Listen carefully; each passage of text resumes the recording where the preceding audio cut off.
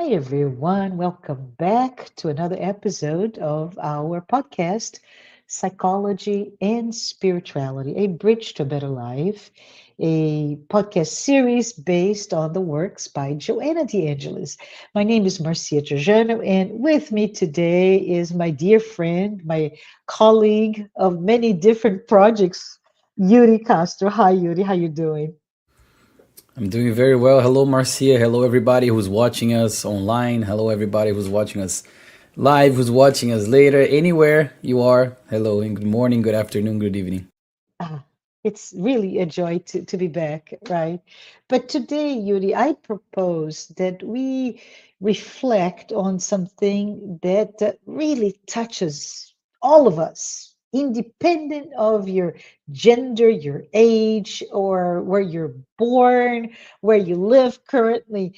But it is this topic, family, right? Family.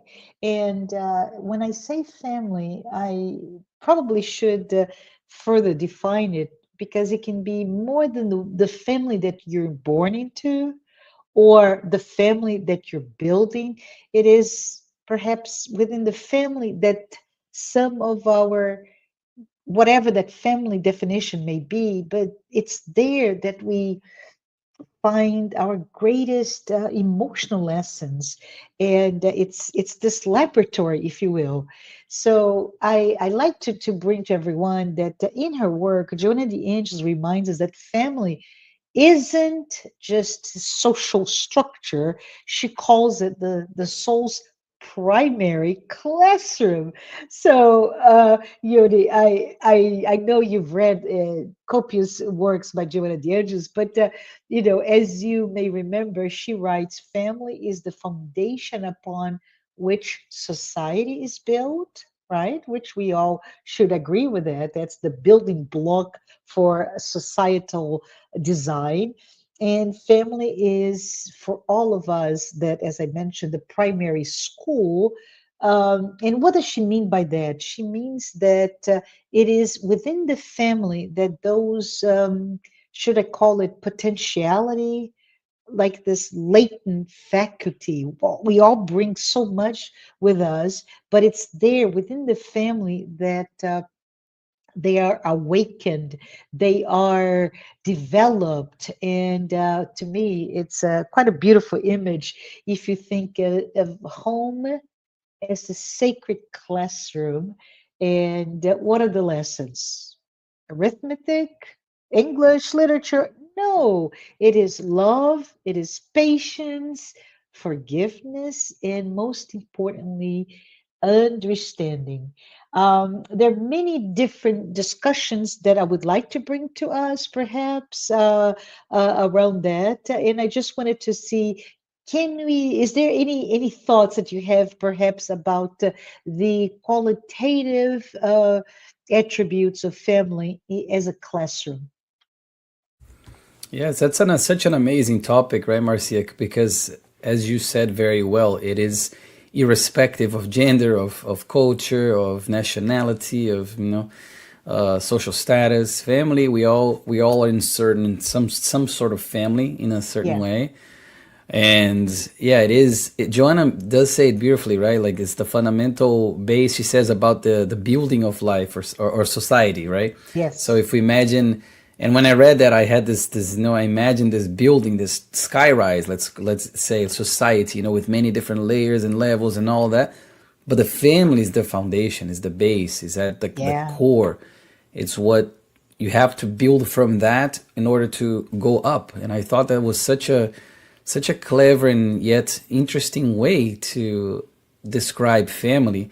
Can I And just go ahead, yeah. before you go on into your next topic, but this is this image that you had in sharing with us of the foundation, and I just have to say, several years ago, I lived in a different state, right, in Georgia, Atlanta, Georgia, and I lived downtown, and there was this beautiful stadium for baseball, whatever, whatever. And they imploded it, and I saw the implosion. right? And then they started in the place that was once before an older stadium. They started this, considered today one of the best in class stadium. It's just beautiful, right? In form, in function, etc. But what struck me, it was literally, Yuri, 5 minutes from my home. So I walked, right? I walked almost daily and just get out of home and just walk for walking's sake. And I would see the time that it took for the foundation. I believe it took 1/3 of the entire time of the building and its structure to rise was just the foundation. And Yeah. I would go. My father is an engineer and he specializes in that, right? The foundations and geology of places. And I would always think of him. I would walk and I'd look, but it's flat, you don't see anything. It's just all those trucks, all this movement, Uh-huh. it's flat, nothing, right?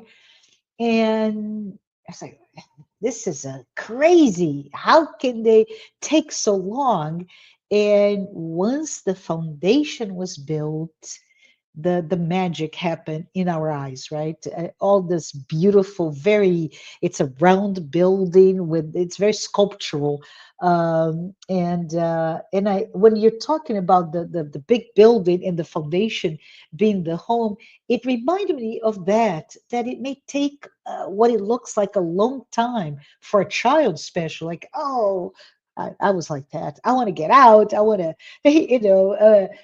going to this adventure on my own. I don't need you, mom and dad. And no, it's important. It's really, really critical that we all understand that for human beings, not animals, right? But for human beings, that time together with the lessons of love, the lessons of patience, the lessons of forgiveness. There's so many very important emotional attributes that are really, in this lab of the family, if you will, uh, is taught, it is practiced, and it's stimulated, right? But back to you. Absolutely not. Sorry, it was a And impromptu listen, image, image of an image. but it is true. I do have a few constructions around the area as well, and they take so long to just prepare the foundation. And once that's prepared, it does go You, very yeah, quick. your Hello? microphone is What? it's Was it failing. muted? Sorry. Yeah, it's How about now? failing. It's still failing. Hold Can on. you? Yeah,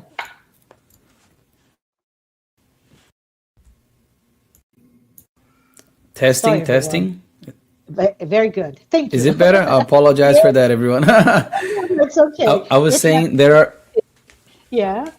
there are a few constructions around in my area as well, and I saw the same thing you're saying. How once the foundation took a while, but once that was built, it went up pretty quickly, and we can take that into to our lives as well, and to realize that with the knowledge of the family being the first school, so it's the school before even there is any school in the Yes. spirit's life. So if Yes. when we're learning all those things, even if we're parents, if we're siblings, if we are the sons and daughters, whatever we are, whatever role we are in a certain family, in a certain point in time, we are Hmm. always learning something. We're always contributing to something. And just like Yeah. you said it so well, Marcia, with the school, you have different classes. It's with the Yeah. family being the first school of the soul, or at least the incarnated soul. We're learning a lot of things too. We're learning to work our virtues. You said forgiveness, you said patience, and that is very much true. We're learning tolerance, we're Yeah. learning charity, we're learning solidarity. We're all these things that we will eventually take to society, which is, let's call it, the universal family in a way, if we're Yeah. thinking through the eyes of the Yeah. spirit now. We take that everything we learned in that first school and we expand that to the bigger society. Would you agree? Yeah. Yeah. It does. If I may, I even, just a thought that came to my mind, right? Because that idea of family. as the school, the school before school, the former school, as we know, right? But the family as the school, as the building, the foundational aspect of how we built and grow in our journey that is quite long.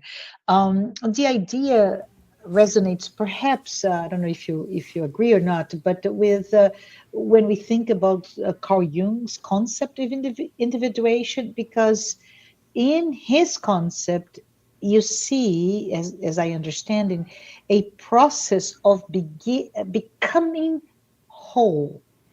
Mm-hmm. And for us to individuate, we have to confront certain inner patterns, right?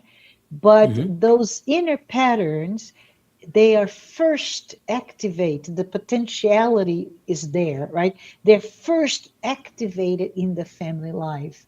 So when we think about it, Yuri, it's almost like the family, all that laboratory of a family is where we already mentioned is the training, right, ground, but also, interesting enough, it's where all the frictions, all the shadow within each one of us is awakened. So Mm-hmm. there will be conflicts, but when we start to pour love is a divine law, and you start to I'm going to use the word magic again, but that you start to see some really interesting transformation of the one family member, the entire family member, and as you already mentioned, the entire world, as we are part of this universal family.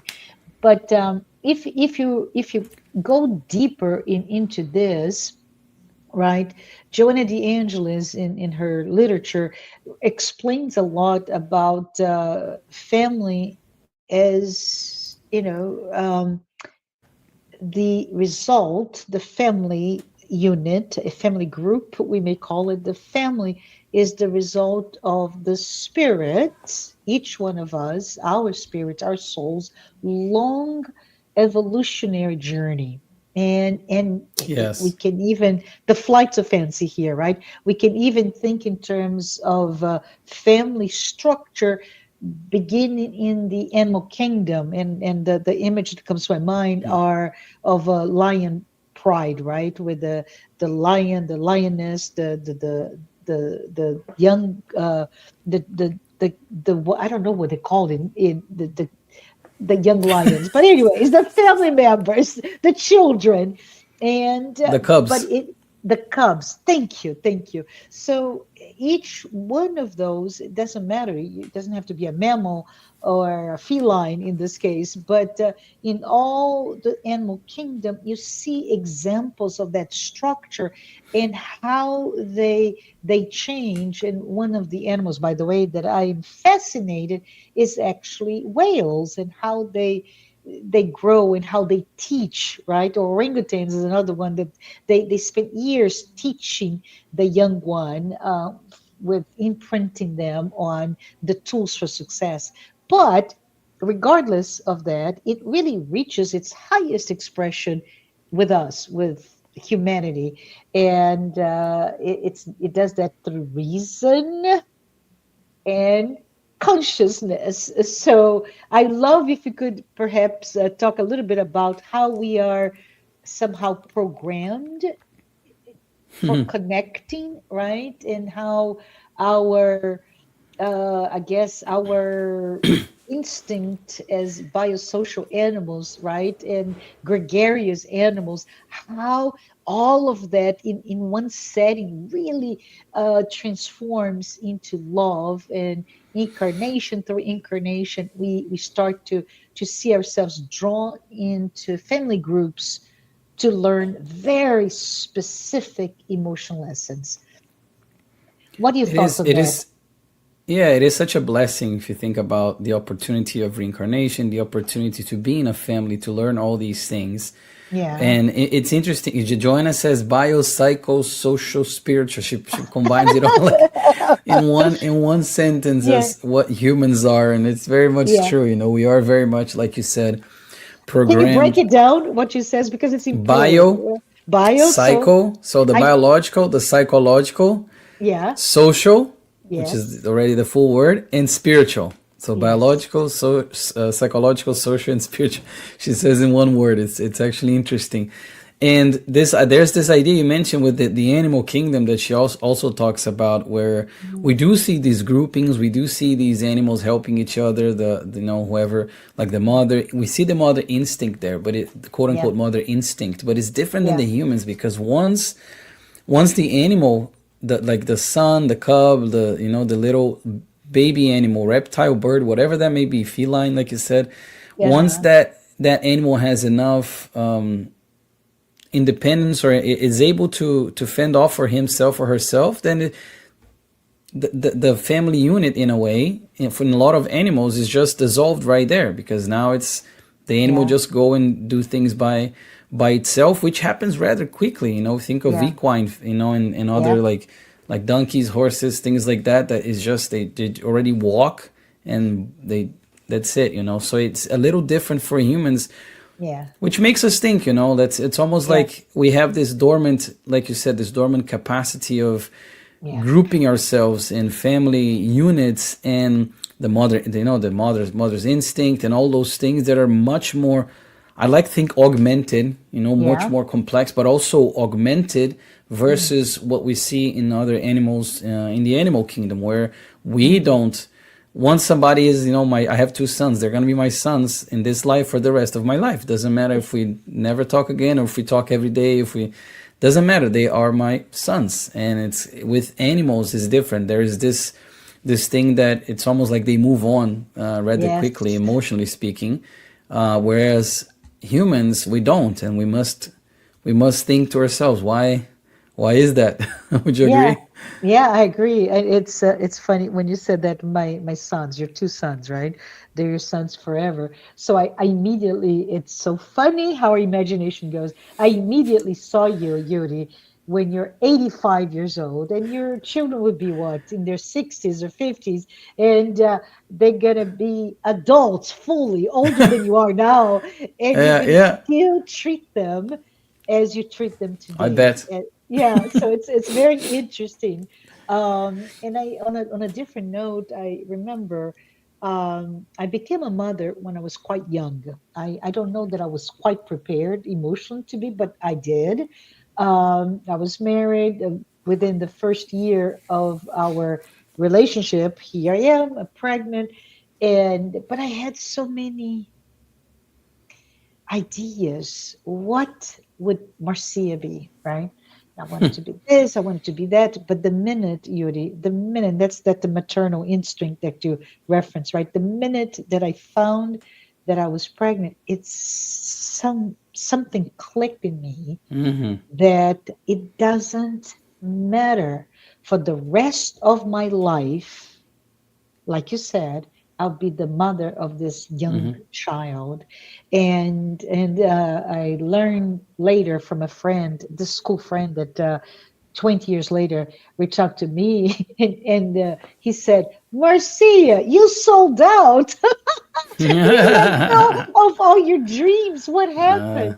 And I don't know that I ever feel to date that it was a sacrifice. It was a choice based on love, a choice yeah. based on that deep sense of responsibility for this child.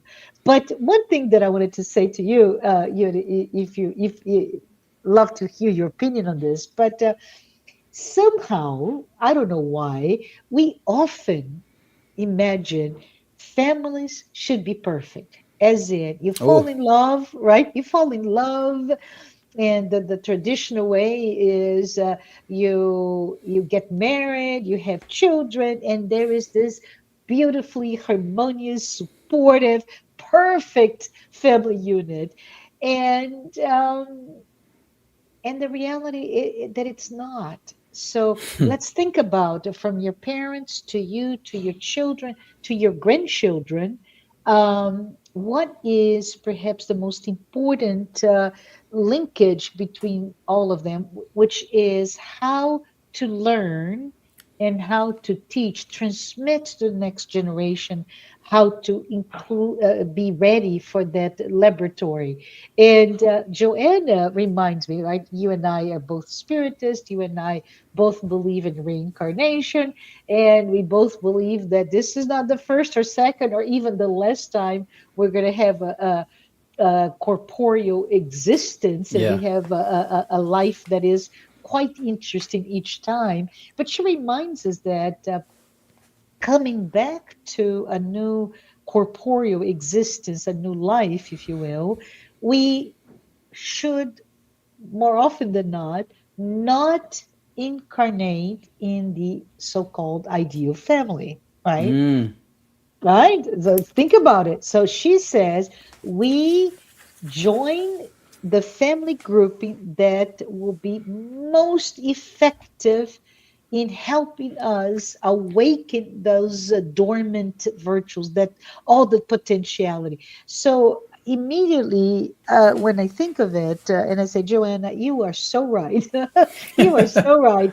Because it would be a wasted, think about it, if you come as an immortal soul, and if you have, I'm going to pretend here that's not true, I'm just for pedagogical reasons, right? We have 10 incarnations, and boy, you need to learn X in incarnation 9, right? Would you waste that ninth one, almost the last one, and put you in a family that will give everything that you want and will not challenge you, push you, expand and stretch you into learning what you need to learn, which is X? So it's very interesting because all that in often families we have that what they call the black sheep of the family. In the family, we have somebody who's the most outspoken. We have somebody that is spoiled to death, somebody who's lazy, somebody who's entitled, somebody who's the super performer, and everybody's jealous. So we have all those different types of attributes from a personality perspective. But let's think about that's exactly what you need. Those interactions are what we Yeah. need. Yeah. It is very interesting because she does say that we don't uh, a person doesn't live in an ideal Yeah. family, and Yeah. but she explains the notion of ideal, which is interesting because Tell us. like Tell us what it is. Yeah. she explains that one doesn't live in because everybody would like to live in groups of spirits that everybody's wise and everybody's super Yes. evolved. If I could live with angelical Yes. spirits as my sibling, my mother, my dad, and my wife, now my sons, and I'm the only one that's not angelical, that would be so. I would be wow. I'll be so. It'd be so much easier to learn because I would learn from them. They would teach. But in reality, that's not the ideal. The ideal in a way, what's right is what we reincarnate in, because nobody's here for like without a higher purpose. We have the people around us because we need those people around us. And Yeah. it's not, it would be yeah, we think foolishly, I think, in some ways, that, oh, if I was surrounded only by angelical beings, it would be much easier. Jesus didn't surround himself by angelical That's beings when he right. chose the apostles. What Yeah. is That's that if right. not a lesson of you surround yourself by people that have the potential, that are still imperfect as well, that are still not Yeah. pure spirits, and then you learn from them, you teach them, you do all those things that you Uh-huh. need to do. And our Yeah. family, as we're talking, and I think is another author, André Luiz, who says is the microcosm of redemption and things like Yeah. that. So alluding to this notion that we have the people around us that we need to have. And nobody has, there's no you mentioned in the beginning, there's no perfect family. With the word Yeah. perfect, there's only God is perfect, number one. So there's Yeah. no perfect family. But Yeah. we, of course, we would like to think, oh, if my mom wasn't this way, or if my dad hadn't been that way, if we'd like to think all of that. And how can we have a perfect family if we imagine that it's a combination of ingredients? I think of Yeah. like doing a fruit salad, right, Marcia? If you get a grape that's a bit, you know, overripe, and you get a I don't know, a banana that's a bit rotten, and you combine all of that, how are you gonna have a Yeah, perfect yeah. tasting fruit salad? You won't. So it's Although I have to tell you because I recently went to Bordeaux in France. uh, Bordeaux in Portuguese, Bordeaux in French, but it's in English is Bordeaux as well, right? And there is a structure museum that talks about how wines are made across the world.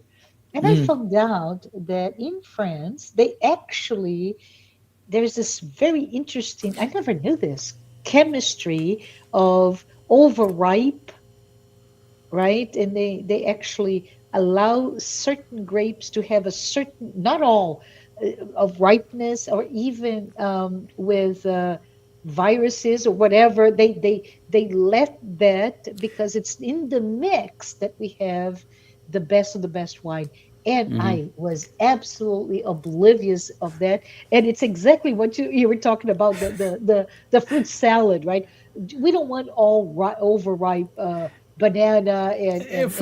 if we have Yeah. an apple that has like a little worm in it and a banana that's Oh, rotten, like no, how do you no, expect? No, no, but how do you expect the fruit salad to be perfect? So imagine yeah, now the fruits yeah, are spirits, right? We are yeah, still impure, we're still imperfect. So when we yeah, combine all of those imperfect beings, you're not yeah, gonna have a perfect unity. You're not gonna have a yeah, perfect family. You're gonna have, you know, one that tastes a little off here and yeah, there, but it's how it is, and we are. That's okay because we yeah, are yeah, where we need to be with the yeah, people we need to be. Because you also touched on a pivotal concept, I think, whenever we're talking about family. yeah, This idea that the spirit, well, number one, is immortal. Number two, is gonna yeah, go and has already gone through multiple reincarnations. So yeah, adopting a body of like meat and flesh and bones and all of those things. yeah, And we have had histories, previous histories with people. yeah, And yeah, sometimes these people, they have to come in our family members because we are their enemies, they're our enemies, whatever that may be. We have debts that we have to sort of like see to. yeah, And the family is the best place because that's where you have the love, you have the patience, you are bound to one another, and you have to exercise those things, the love, the forgiveness, that yeah, sometimes is very, very hard.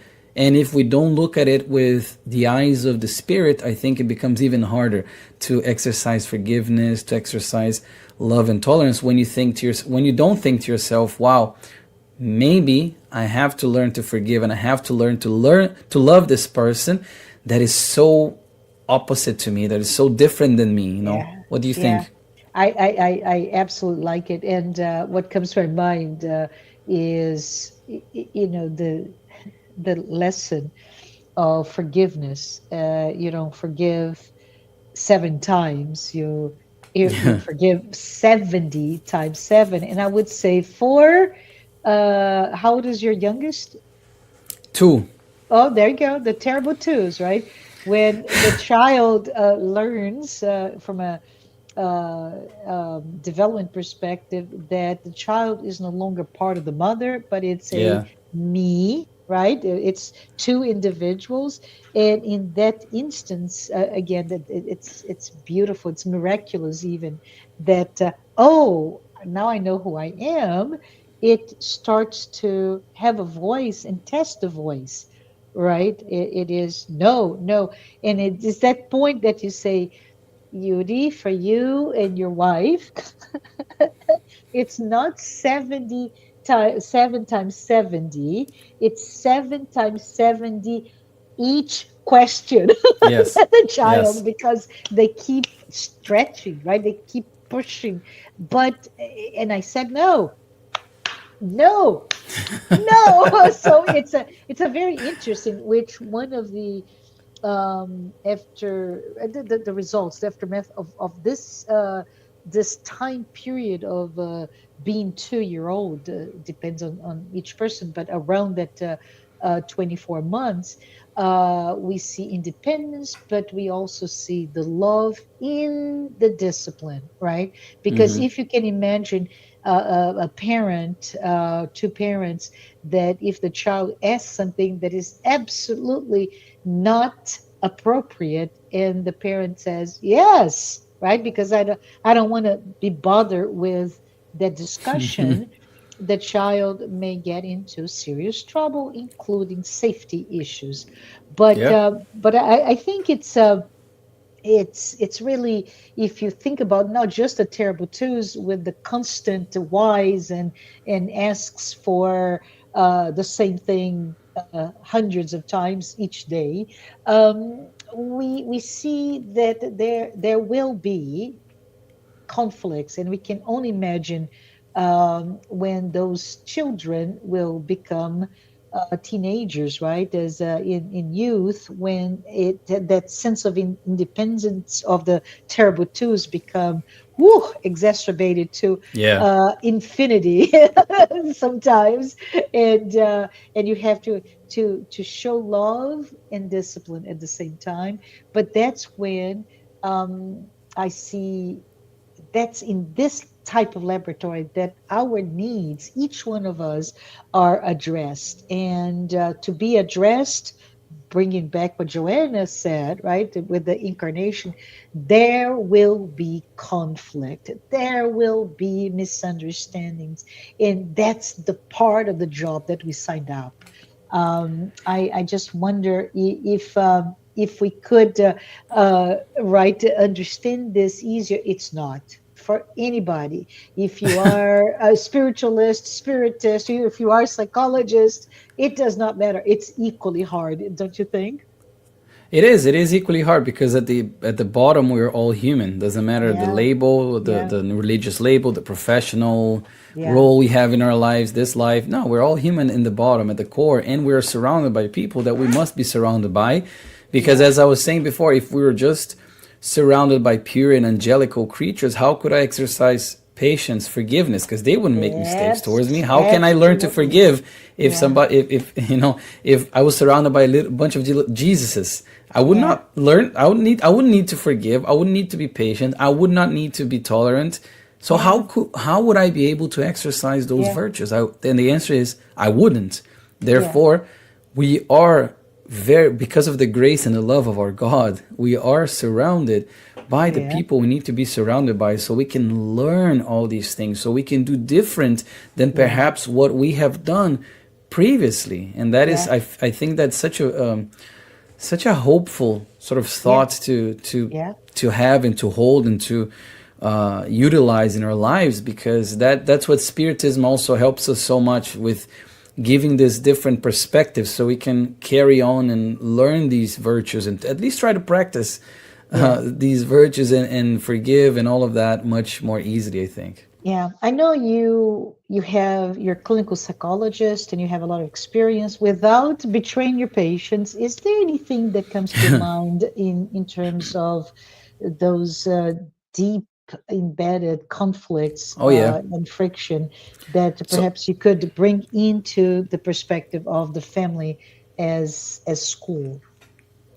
it, look, I see teenagers. I see some older children and teenagers and adults mainly. And then when the Okay. teenagers come, they come usually with the parents, because the parents come and like, oh, I'm bringing my son or my daughter, whatever, to Yeah. therapy, and we start to go over what's going on, and what we can work on. And I have countless times I have caught myself seeing the interaction of, let's say, I have a lot of patients who are boys because I'm a male Yeah. therapist, Yeah. and they usually prefer to talk to guys.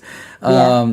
So I've seen countless of times, and I caught myself thinking this countless of times, observing the interaction of, let's say, a mom and a son, or a son and a dad, Yeah. and the parent is telling me, I give him everything, or there's so much, I only give love, I only give this and that, and he still doesn't like me, he still disobeys me, he only listens to the other parent, or he Yeah. only hugs the other Yeah. parent, and you can see that there is like there is some resentment, there's always feelings, there are like negative feelings toward that parent in this specific case, but Mhm. I've seen it multiple times.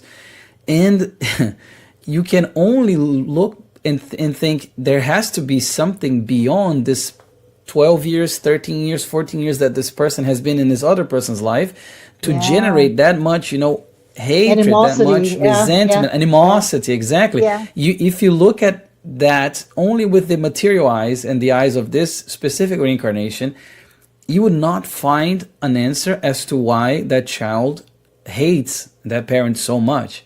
And Yeah. I catch myself thinking, wow, there's only one explanation, and Yeah. it's the immortality of the soul and everything we already talked about, as far as the spirits having these debts, having these things that they must come and they must learn with one another.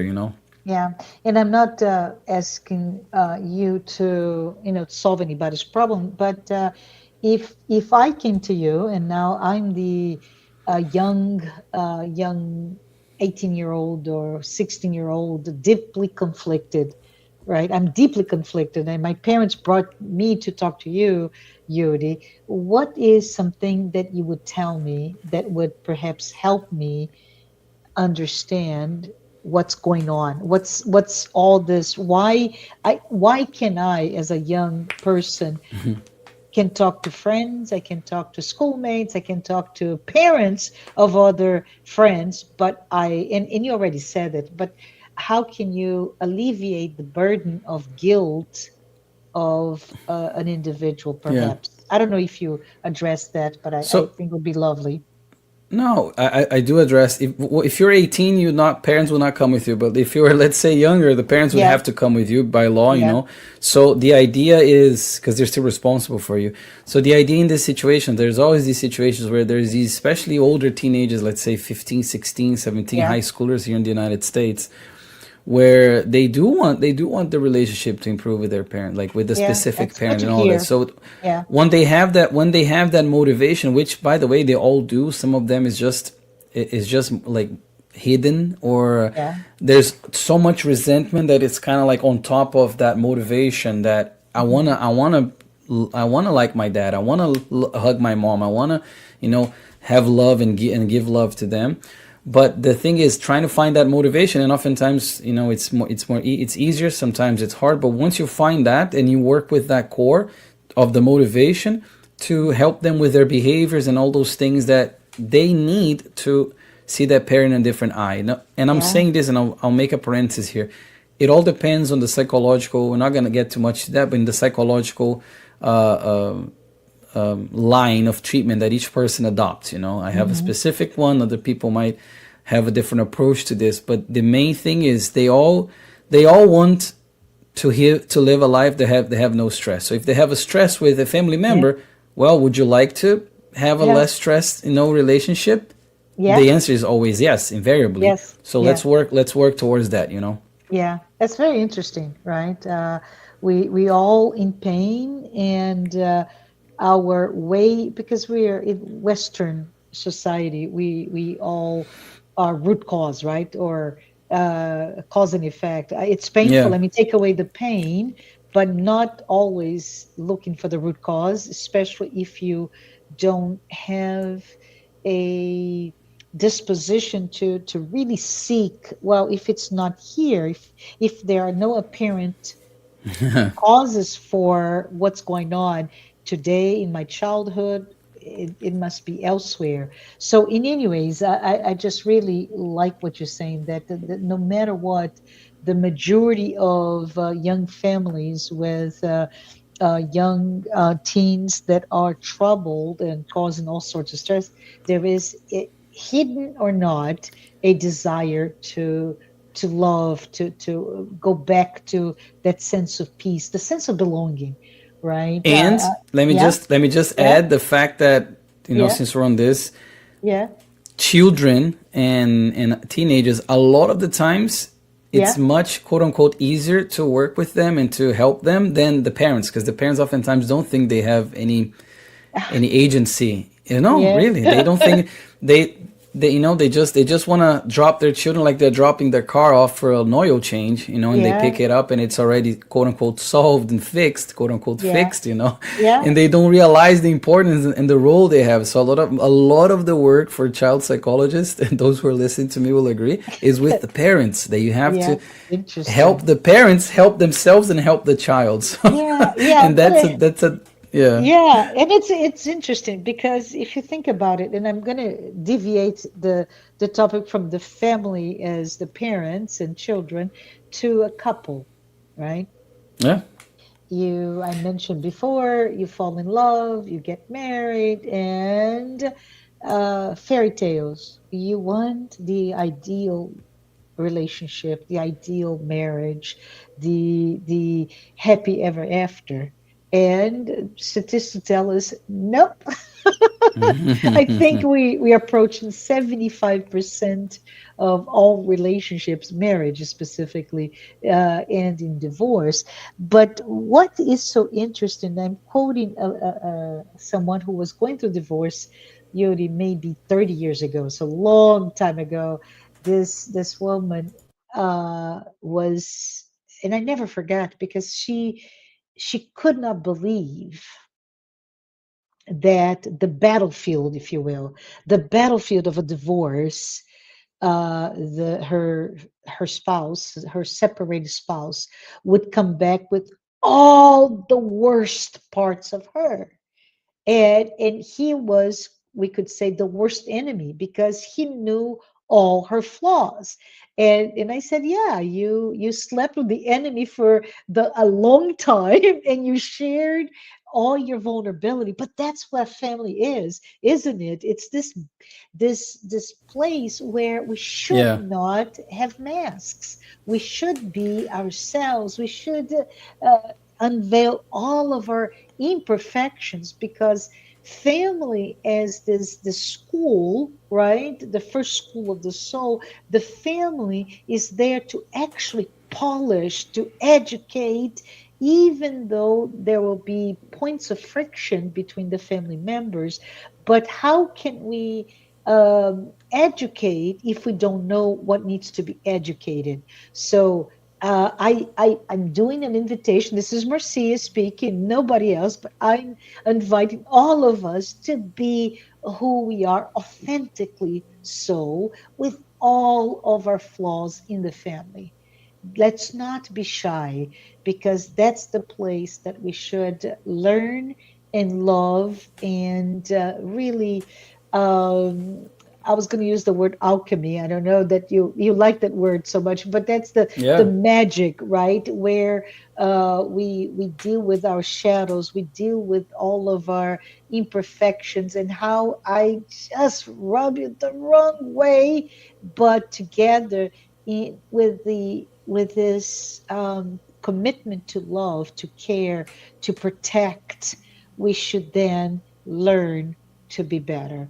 What are your thoughts, Yuri? No, absolutely. Again, the family, as we're talking about the first school of the soul, and in school, like Yeah, you said, bringing back to the beginning a little bit, yeah, you learn all these things, and of course, if when you mentioned the mask piece, yeah, there is, if you said you slept with the enemy for so many yeah, years, in the family, it's so much harder, close to impossible, even depending, to keep those masks, because we're seeing them every time. We're seeing them so many. It's much easier to do that with somebody you only see once a month, or for a yeah. couple of hours every day at your work and things like that. But with At the our family, best, at our best, right? We are at yeah. our best. We try to Yeah. always be at our best, of course, but in the household, in the family, under those four walls, like I mean, sorry, under the same roof, that's Yeah. when we sometimes come undone. That's when we take that mask off, and that's why people, they tend to know us better than most, because of that, and vice versa. But I think there's Yeah. a lot of beauty in that, because Yes. it's like they're seeing the true you, like with all your defects, with all your Yeah. skills already, with all your virtues, or if all those things. I think that is, it's such a beautiful thing, at least in my like idea, to see somebody as a whole, and like with Yeah. everything, Yeah. it's like you're Yeah. getting the full the full version of the person. And I think in the family we get to do that. Oftentimes we don't like it because we feel vulnerable, but that's Yeah, perhaps yeah. another episode of this podcast. But the idea, but the idea is that we have the family as the first school, because we're learning all these things that we need to learn, because the soul, the immortal soul, is progressing. In order to Yeah. progress, same way in the school, you need to construct and build the knowledge piece by piece, little by little. It's a process, like Joanna says, is a process. And the idea of process is that it's this gradual, methodical, systematical approach to things, Yeah. where we're learning, we're evolving, and family allows us to do that. We are meant to live in society. We're not meant to live as hermits, all of us, all billions and billions of people. So Yeah. I think those are some things that we can think about and reflect and see how we can, apply in our daily lives. I love it. I believe we can close it because it's such beautiful thoughts from you, Yuri. And just to wrap up, we saw today that family cannot be seen as just a social contract, right?